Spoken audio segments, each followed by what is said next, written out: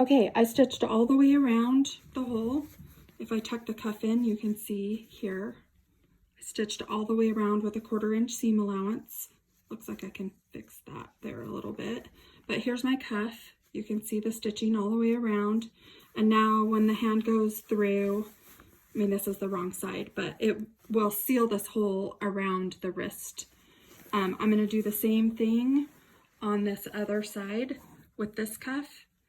And then all that will be left is to stitch the end of the bag shut and put the elastic in around the hole where the flute will insert into the bag. Okay, so now I have the cuff sewn in on this side and the cuff sewn in on this side.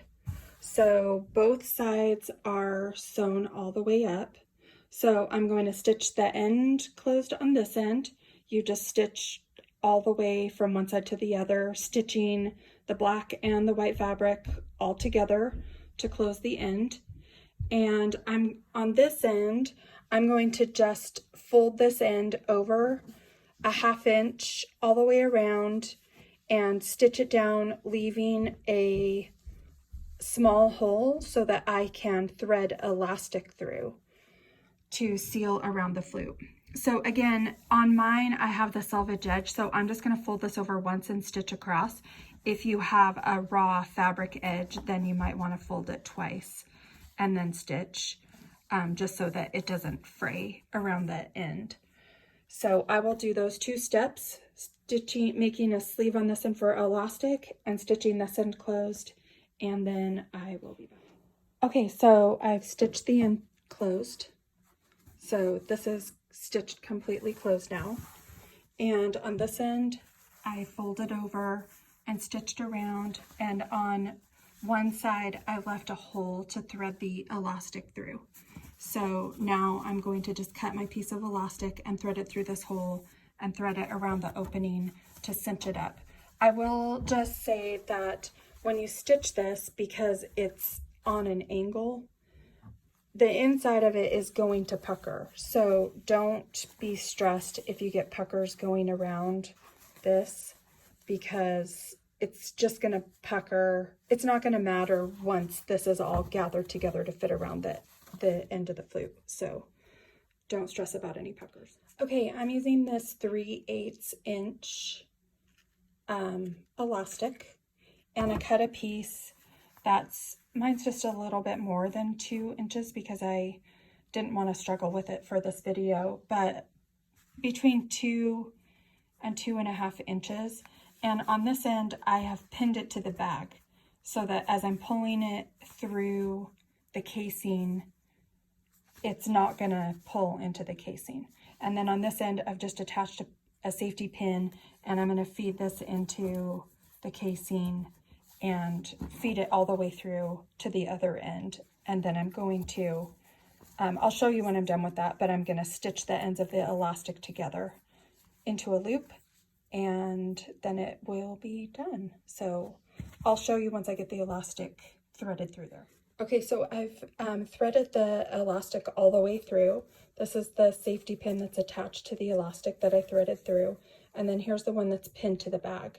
So now I'm gonna pull these out as much as I can and overlap them, and then just run a stitch back and forth and back and forth and back and forth, like what you would see on the end of a buttonhole stitch, to tack the ends of the elastic together and make sure that it's really secure, because as you can see, this whole, I mean, I did it 2 to 2.5 to make it seal tightly around the flute when it goes through there. And so the elastic is really short and can be difficult to work with. If you had to, you could use a longer piece of elastic and then still just pull it down so it's tied around the flute, and then cut off any tails that you had if you struggle to get that short of a piece of elastic through the casing. So I'm gonna go tack these together, and if I can keep it from sucking back into the casing, then I'll try to show you what it looks like. Okay, on the first few that I've done, I did a better job of keeping these end to end, and you can put a straight pin in there if you need to, but you can see that I just ran a stitch back and forth and back and forth and back and forth so that this isn't going to come unstitched. I mean, if it did, you could always feed another piece of elastic through there. You could also do a drawstring, but I just was trying to make it less fussy for my son to have to tie it around the flute. So, so now that this is sewn together, when I just let it go, it's just gonna go inside that little, I can't really do it with one hand, but it just goes inside the casing.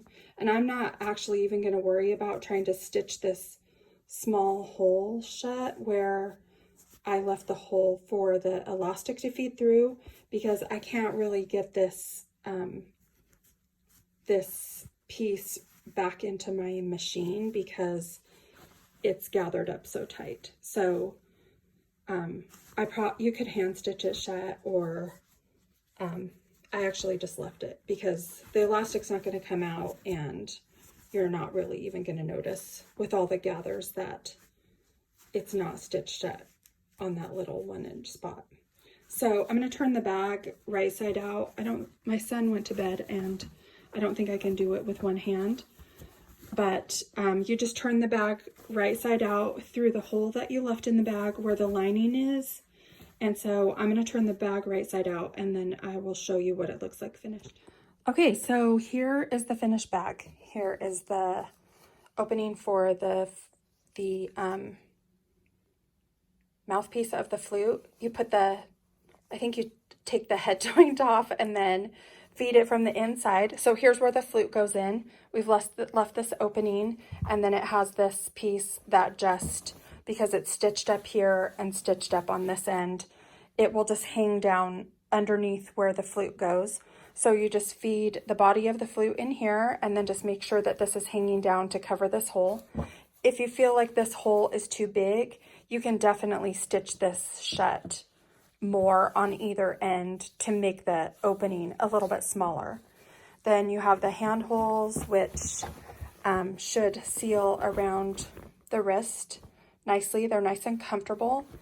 And once the flute is fed, the body of the flute is fed in through this opening, then you attach the part with the mouthpiece on after the flute body is through there. So, and this should seal up nice and tight around the flute. And then here is the other handhole. The only other thing I would mention is that my son cannot play some of the very, very lowest notes with the flute cover on, because it tends to block the air coming out the end of the flute on this end where the fabric hangs down onto the flute. But our plan was to devise something maybe with a pool noodle that could, a disc of foam that will slide on the end of his flute that will keep the fabric tented over the end of the flute.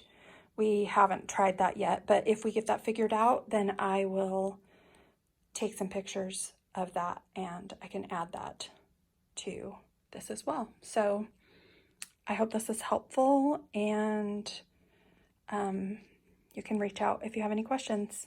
Thanks so much. So here is my son inserting his flute into the bag.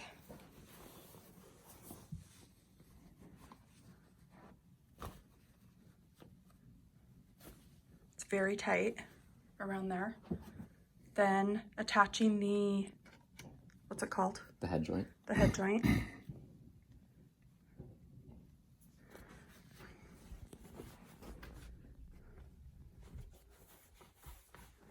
Putting his hands in the holes. Can you back up from me a little bit? There we go. So this part just covers this opening once the flute's inside. His hands fit securely in there, and this is snug around his wrists. This part is secure around the neck of the flute. What's this called?